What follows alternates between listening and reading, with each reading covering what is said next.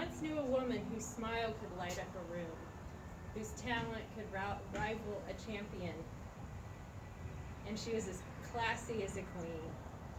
Audrey Griffin stood tall on the backs of running horses and earned her place as a horsewoman when she was young. As she aged, her life didn't fade. It actually grew brighter and more meaningful to those around her.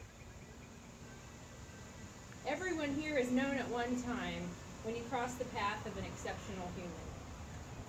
Sometimes you're just drawn to people and you don't really know why. Audrey Griffin drew people to her through her immense talent with horses and her ability to radiate kindness.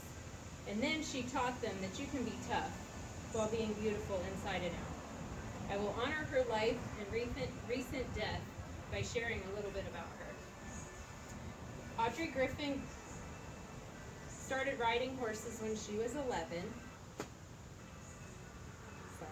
She rode every day, and she once told a friend of hers, "If I don't get to ride every day, I think I'd rather die." As a teenager, she learned how to Roman ride, which is standing on the backs of horses. She would normally ride 2, but she developed an act where she had 6 horses side by side and her feet were on the middle too.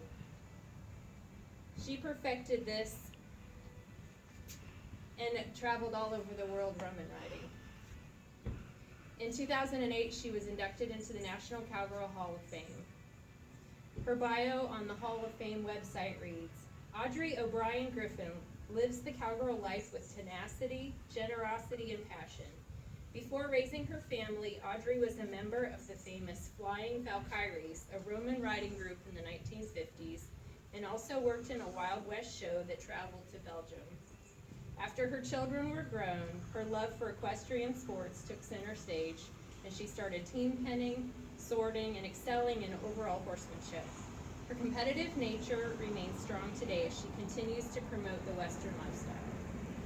Her talent and recognition didn't compromise her humble and kind manner. Audrey took time for others and had many friends. I became friends with Audrey 11 years ago while I was working at the Alisal Guest Ranch in Santa Ynez, California. Our ranch put on a weekly rodeo to entertain the guests, and Audrey would come every Wednesday night and rope, and she brought a lot of her friends with her. I never heard anyone say a bad thing about Audrey. Everybody loved her. She never had anything bad to say about anybody else. She was always kind and respectful.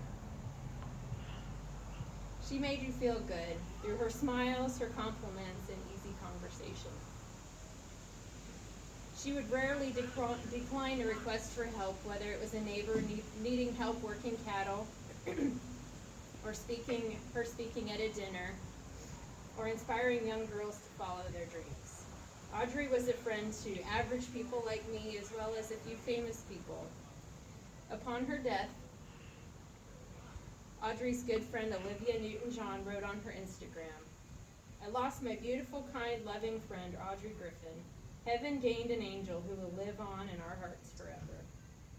Audrey inspired those around her with her talent and her kindness, but she amazed them with her ability to keep up with the boys and look like a lady while doing it. Audrey was one of a kind in her sense of Western fashion and finesse. I was directing a cowgirl boot camp for some girls from LA who wanted to learn more about the Western lifestyle. And at the time, Audrey had recently been inducted into the Hall of Fame, so I thought she would make a perfect speaker for one of our boot camp dinners. So we invited her, and she quickly accepted the invitation, and she showed up wearing a fur coat, and her makeup and her hair was perfect. And I remember thinking, boy, she wouldn't look like that for very long working on a ranch. But the girls loved her. So we invited her to come back the next day for a roping demonstration and lesson, and she accepted. And she showed up again looking amazing, wearing a pressed button-down shirt. She had her nails manicured, and amazingly enough, at the end of the roping lesson, she still looked perfect. And I thought, wow, I have just witnessed a miracle. I would never look like that at the end of a hard day. Audrey lived her life to the very fullest, even on her last day. She was gathering cattle on her horse, and she suffered a major heart attack. And I can't imagine that she would rather have gone any other way. That's probably just the way she would have wanted to go. She's the reason I believe that it's possible to be an accomplished horsewoman, a good friend, and a beautiful, humble person all at once. Thanks, Audrey. And may you ride on the horses of the wind and live on in the hearts of the friends you made here on earth.